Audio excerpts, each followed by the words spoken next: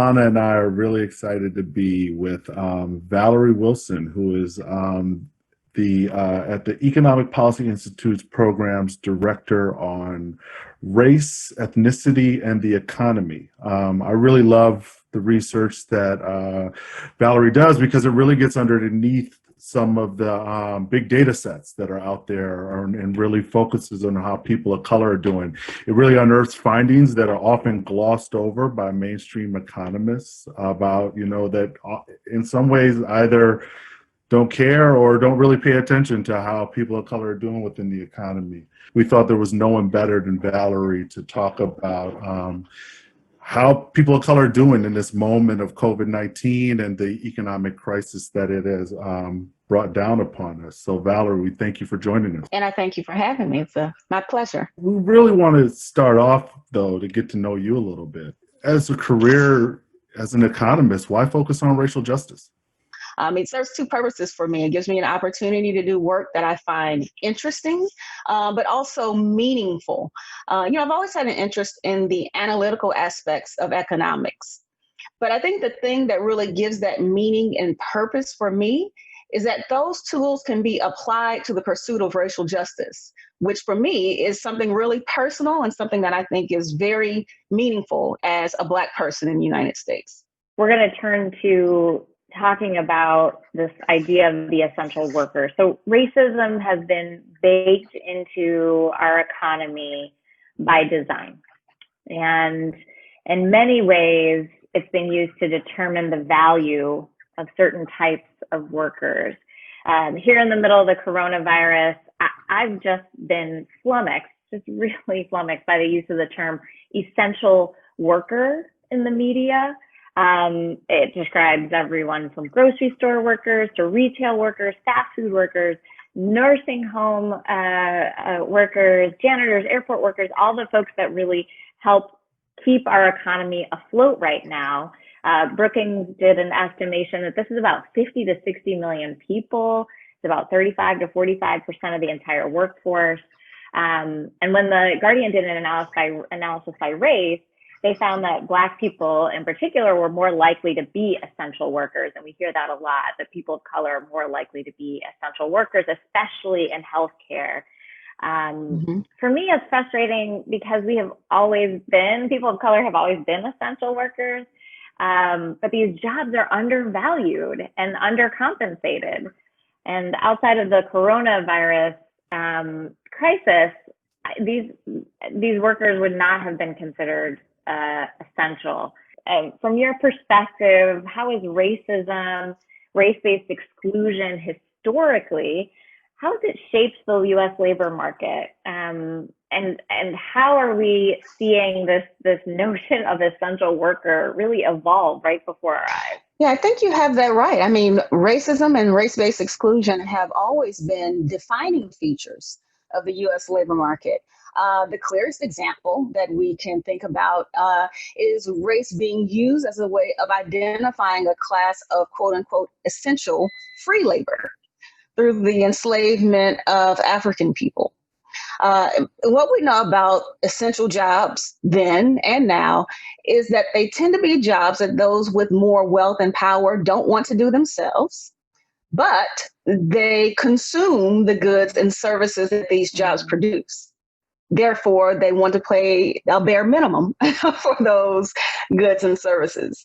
And the fact that people of color are disproportionately in those jobs, the undervaluing of the lives of people of color, all contribute to those dynamics of them being deemed essential and that people need the goods and services that those jobs produce.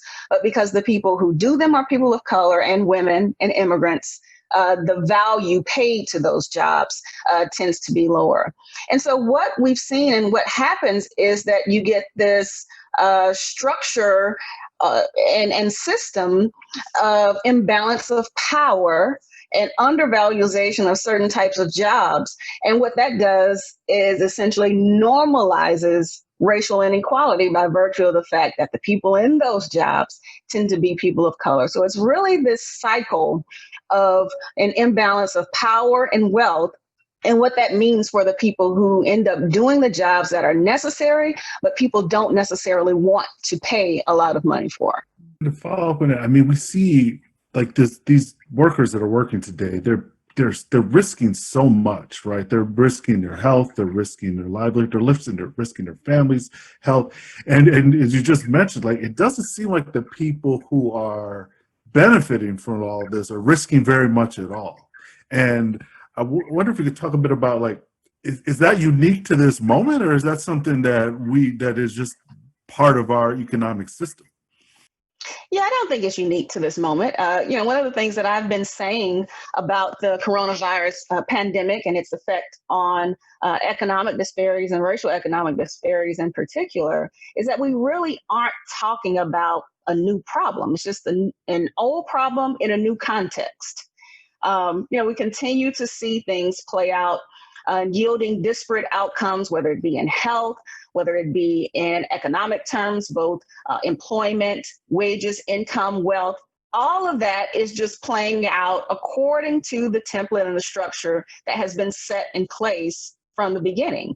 And as long as we have systems and structures in this country that were designed to generate unequal outcomes, we're going to get unequal outcomes. Whatever the circumstance, the unique point in history is, we're following that same pattern. And until we change that pattern and change that structure and the rules, we're going to continue to get those same kinds of outcomes.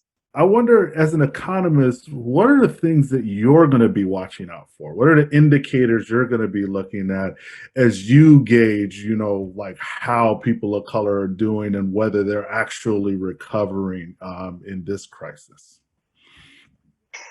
So I think when we are interested in economic progress among communities of color, we have to look at things sort of along two dimensions. We have to consider absolute progress. In other words, do we see more people becoming employed? Do we see their wages rising, et cetera? But then we also have to look at the relative progress, and that has to do with the disparities between groups. So these racial disparities, for example, the Black-white disparity in unemployment, Hispanic disparity in unemployment, and wages, and the like. So I think anything that we're looking at, we have to consider both of those measures. Are we making absolute progress? Are things getting better as we move forward?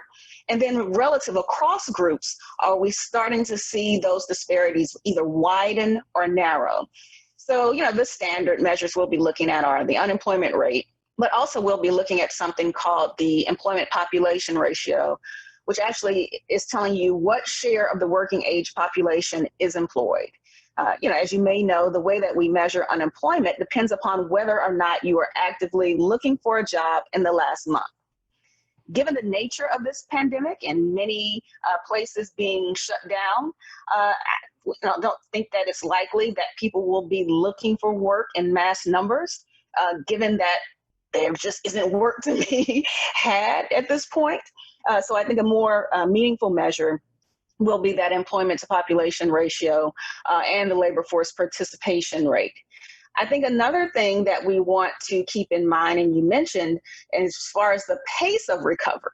So as we start to see things improve, is it improving at the same rate for different communities? And that covers race and ethnicity, as well as gender, age, as well as levels of education. Do you think anything might be different this time around?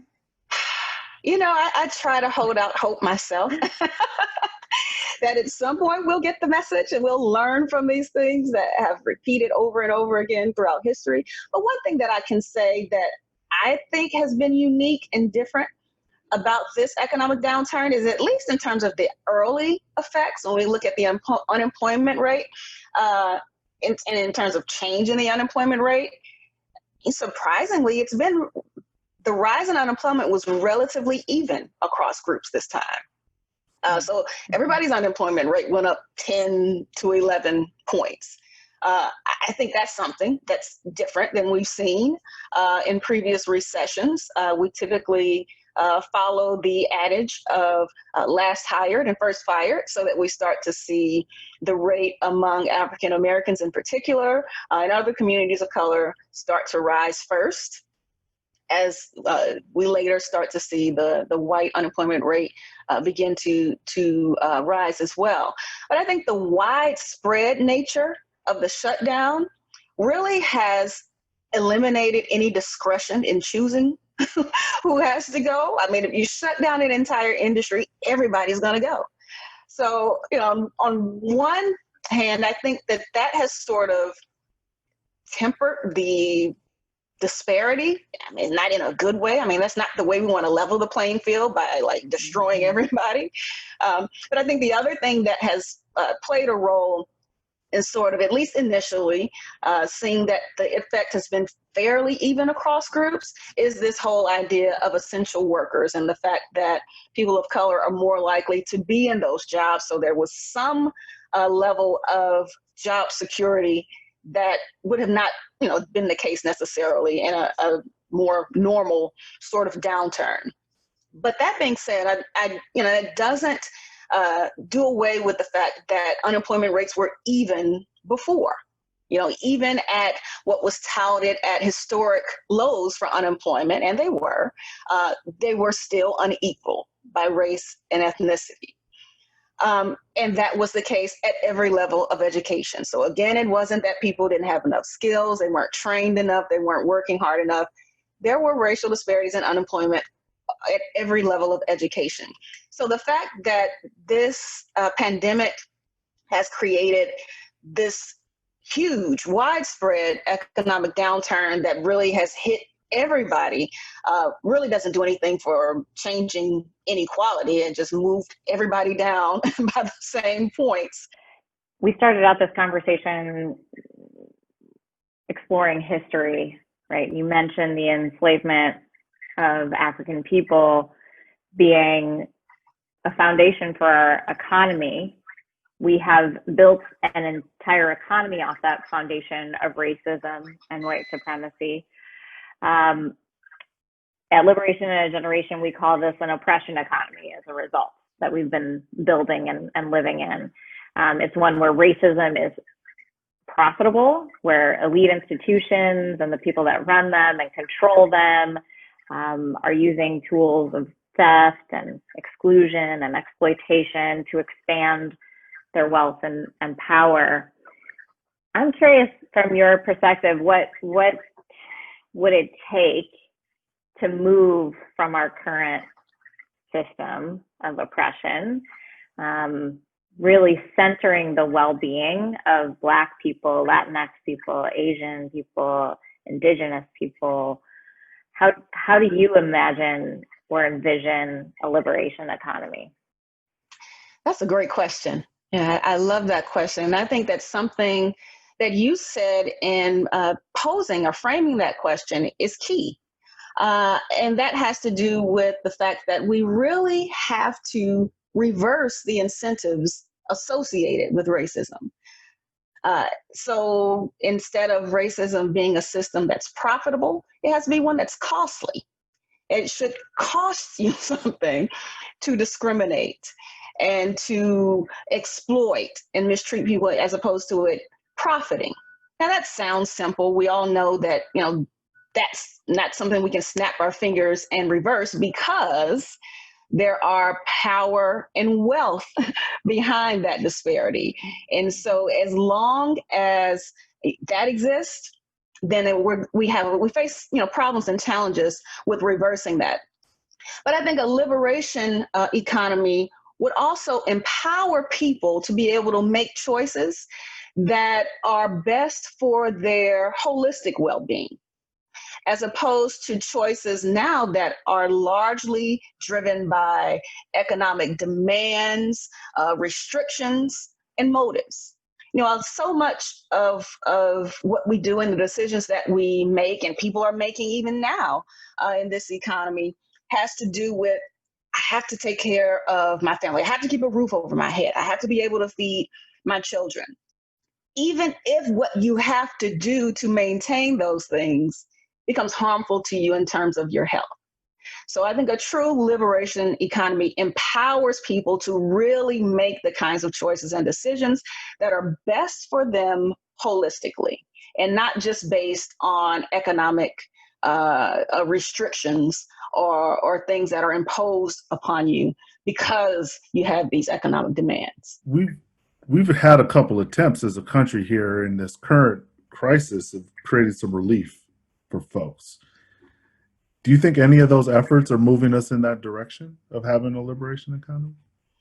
I think it's interesting because I think it makes, if anything, it should make it more difficult to say the kinds of things that have been done, like sending out everybody at least $1,200, if you make income under a certain amount, of increasing the amount of time you can get unemployment insurance and boosting that amount by $600 across the board. It makes it increasingly difficult, I think, to say that those kinds of policies that before may have been deemed to be too liberal or bordering on socialism are unrealistic, or things that won't work or aren't beneficial. And we've seen that when we get in a crisis, that's what we turn to.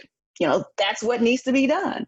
It's not cutting taxes more for wealthy people. It's actually putting money in people's hands for the sake of saving, strengthening, undergirding the entire economy. So I think that has shown us that when we have wealth that's more broadly distributed, that it's good for the overall economy. The steps that were taken were steps that were made to make sure that everyone had adequate income and resources to continue to be participants in this economy and continue to keep the economy afloat. So I would hope we should learn something from that.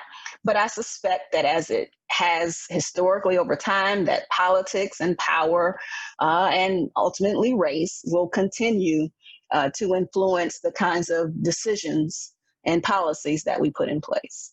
It's funny that the Democratic primary was happening right before this, and there was all this talk about socialism and like these ideas are socialist ideas, or they're radical ideas, or crazy ideas. But what has happened is we've seen a real airing of ideas that were in the past considered like, you can't do that, and you can't do that through really racist kind of rhetoric, like you can't give people money because they're lazy and they won't work, like those types of things. I wonder, like, in this kind of space where we're having these big kind of bold transformative ideas being debated in the open, what are some policies that you are keeping an eye on that you think will really change the labor market in a way that really lifts people of color up? So, I tend to think that there are things that we could do and should be doing that may not be considered necessarily new ideas, but they're ideas that require a commitment to put into place, a long-term commitment, and a commitment with an eye towards existing racial disparities and how those disparities may affect or influence the implementation of those policies. Some of those ideas are things like full employment. I mean, we know that that's, good for everybody, and it tends to disproportionately benefit communities of color who in normal times, all times, face higher rates of unemployment. We get to really low national unemployment, people who couldn't get jobs before are able to get jobs. We start to see faster wage growth across the board. And so that's an important policy. I think a couple other things that are important and have always been important are these ideas of equal opportunity employment and pay equity. Again, these aren't new ideas. We actually have laws on the books that make it illegal to discriminate against people in employment and pay on the basis of race, ethnicity, gender, sexual orientation, religion, etc. But I think the thing that's lacking is, again, a consistent commitment and enforcement of those laws and policies. And going back to this idea of what it takes to have a liberation economy, making it cost someone to violate those laws. It should be costly. As it stands now, the onus is on the worker or the employee to have to prove that these things have happened. And there's a severe lack of data and information available to an individual to be able to make that case. So I think it's essential that we really put some teeth behind those kinds of laws. Then I think another thing that has really come to the surface in our current situation is the lack of paid sick and family leave, especially to those who are these essential workers or workers in lower wage occupations that typically don't get those kinds of benefits. Again, I think looking at the overlap between health and economic vulnerability in these times really, in my mind, underscores the need for those kinds of policies across the board. And then finally, I think it is critical as we talk about issues of power in really strengthening and making it easier for workers to organize and bargain collectively. In the labor force, our power is in our numbers. And so the ability of people to join unions, to bargain collectively, not only for wages, but also for the conditions that they work under. We're hearing a lot now from those who work in grocery stores, pharmacies.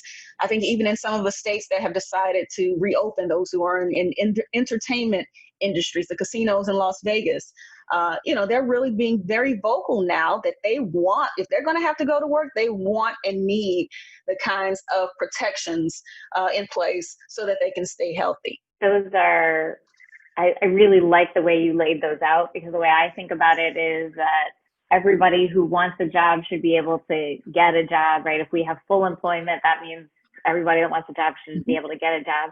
Once you get to that job, or once you get an opportunity to get an interview, we shouldn't have discrimination in the workplace or in those interview positions, right? And then when we do get the job, we should have some way to be represented and to be protected.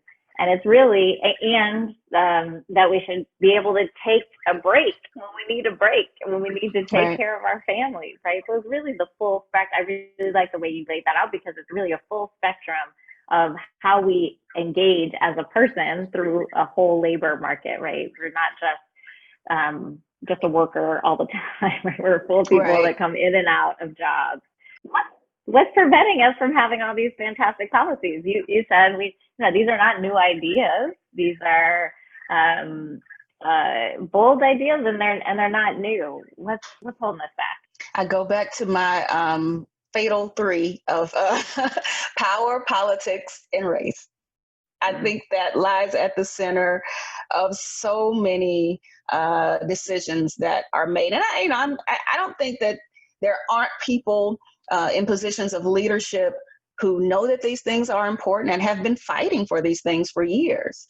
But to the same extent, there are folks on the other side of the issues who may also know that they're good things to do in general, but that would require them and their constituencies to yield some power or some wealth to someone who may not be a part of their social circle, their economic circle, or any other circles that they may inhabit. So I think that self-interest and the whole issue of the power dynamics and politics and the bargaining that goes on in the political space, and the always underlying theme of race and which people are deserving, which people aren't deserving, it constantly gets in the way.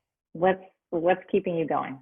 And people continuing to fight the good fight, as it relates to not getting the problems that we were talking about race in this conversation, not allowing that to sort of drop off the radar as we're in crisis mode and thinking about, how we save a sinking ship.